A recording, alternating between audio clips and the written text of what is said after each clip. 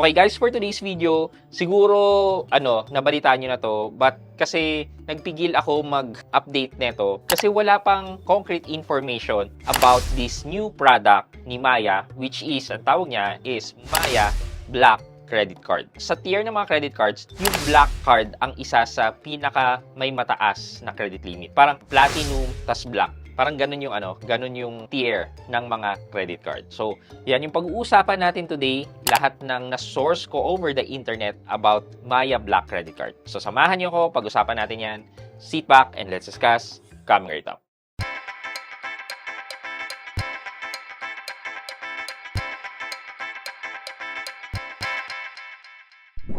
Hi guys, this is Pat and you're in Pat Quintos Review TV.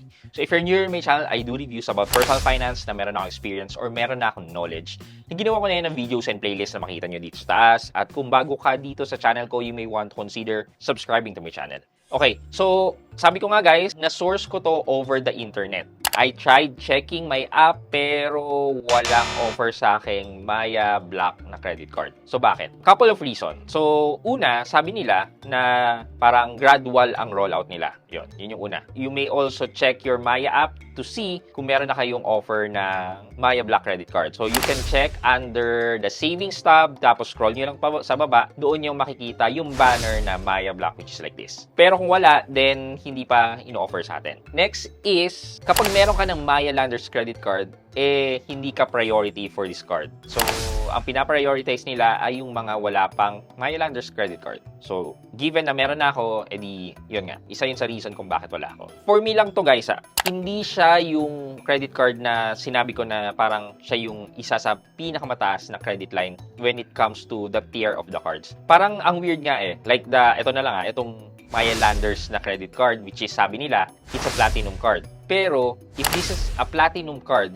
ba't nagkakaroon ng 15,000 starting credit line? Usually, kung platinum to, yung credit line na nandyan ay nasa mataas, nasa 500,000 and up. Pero yun nga, ang starting credit limit dito ay 15,000. So, dun pa lang, medyo hindi nasa standard yung tiering ng mga credit card. So, tingnan natin kung ano yung information from the internet about this Maya Black credit card. Coming from Yugatech. So, sabi niya dito, Maya, one of the Philippines' leading digital bank, has unveiled the Maya Black credit card, a premium black tier offering designed to democratize access to credit. Leveraging proprietary data and AI-driven credit models, Maya Black aims to broaden credit accessibility, especially those lacking traditional credit history. Which is good, di ba? Accessible directly through the Maya app, the card promises a swift approval process and instant virtual card issuance, followed by the delivery of a sleek, numberless physical card within 3 to 5 days. User can manage their entire credit card lifecycle from application to customer support entirely within the app. So, katulad ng Maya Landers, pwede ka rin mamili dito ng billing end date para mailapit mo kung kailan ka magkakaroon ng pera or kailan yung sweldo mo. Maya Black introduces a fundamentally different approach to credit assessment by utilizing Maya's extensive transactional data and various alternative data sources.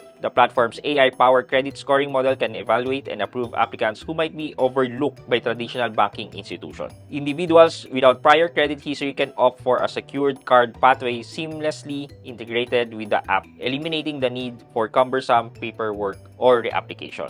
Upon approval, user can receive an instant virtual card followed by the delivery of Philippines' first numberless physical card. So, dito, hindi clearly sinabi kung ang offering ng Maya Black credit card ay unsecured credit or secured credit. Hindi na-mention or nalinaw. And even sa website ni Maya Bank, wala pang nakalagay na information about this Maya Black credit card. Nakita ko itong mga screenshot na to from Digital Bank PH na nakalagay na merong banner dyan na apply using a security deposit. And then sinilip ko yung terms and condition na posted na sa website ni Maya. Hindi rin malinaw kung ano bang type ng credit card ang in-offer nila. Ang malinaw sa akin is may mga sections sa terms and condition na nagsasabi na merong secured credit card. So, hindi natin alam kung kung both unsecured credit card and secured credit card ang in-offer nila, or pangalawa, secured credit card lang ang in-offer nila. So, kung in-offer nila yung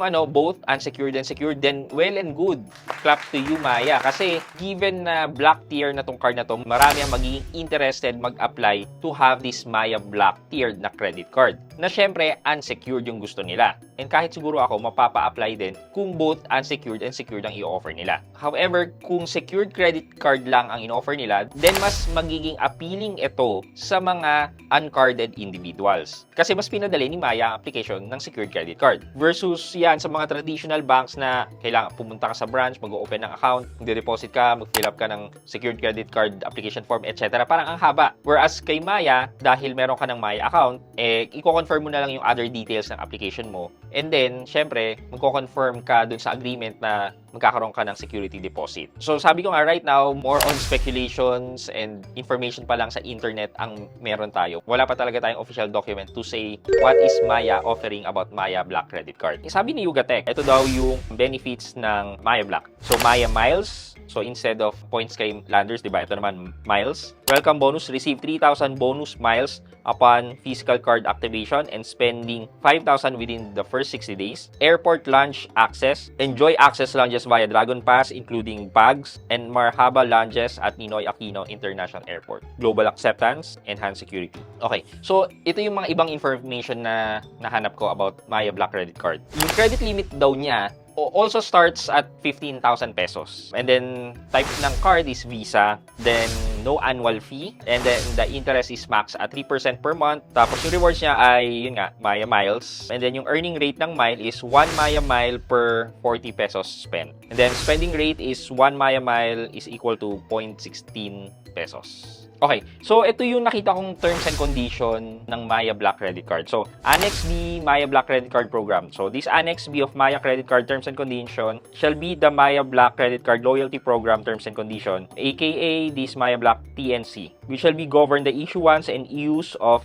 the Maya Black Credit Card. The Maya Black TNC shall be supplementary to the above Maya Credit Card Terms and Condition. You agree to abide by both this Maya Black TNC and Maya Card TNC. So ito, number 1 dito sa kanyang terms and condition, security deposit, SD, and secured credit card. So ito yung nasa terms and condition. Hindi ko na lang sasabihin lahat. In essence, kailangan mo ng security deposit for this secured credit card. So only 80% ng security deposit mo ang gagawing credit line mo with the Maya Black credit card. So I'm really leaning towards dun sa iniisip ko na baka naman itong Maya Black credit card na to ay towards sa secured credit card, which is a good move para nga sa mga uncarded individuals. Kasi napakadali na para sa mga uncarded individuals na magkaroon ng credit card. Though secured credit card nga lang, or parang lumalabas na meron kang collateral para sa credit card na yan. Pero it would help you build your credit score para later on pwede kang makapag-apply ng credit card, because a secured credit card acts the same like an unsecured credit card. Since credit card pa rin yan, makakapagpaganda pa rin yan ng inyong credit score. Ngayon, ano bang sistema dito? Ang mangyayari dito is i-hold ni Maya yung security deposit mo, kunyari 100,000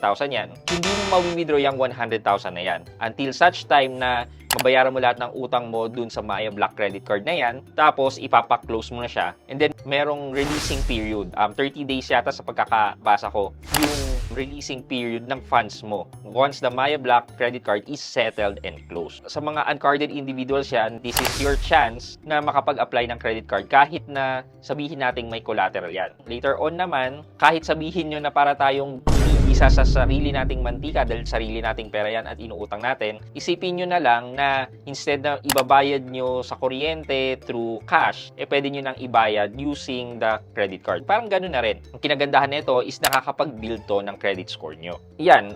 I apologize kasi wala akong first-hand experience talaga dito with the Maya Black. Only the information na na-research ko over the internet. So, for our question of the day. So, kung ikaw ay uncarded individual at nahihirapan ka mag-apply ng credit card, sa tingin mo ba mag-apply ka ng secured credit card para mapataas mo ang chances mo na ma-approve sa isang unsecured credit card? At bakit? Let me know sa comment section sa baba at may chance kayo manalo ng 1,000 pesos sa ating weekly GCash giveaway. Yun lamang po for today's video, but before we end, mag-shoutout po muna tayo at shoutout kay at Kyle Tumamak. Sabi niya, thank you for this information, Sir Pat. God bless po. Ayan. Sir Kyle Tumamak, ayan, shoutout po sa inyo. Thank you rin po sa panonood at pagsuporta ng aking mga videos. Maraming salamat po. I hope you can like this video, leave a thumbs up, and if not, wala nang problema dyan, but continue to support me by subscribing to my channel by clicking the subscribe button and also the bell button sa tabing subscribe para mag-receive kayo ng latest notification sa lahat ng upload ko. Again guys, this is Pat Quinto and you're in Pat Quinto's Review TV. Bye-bye!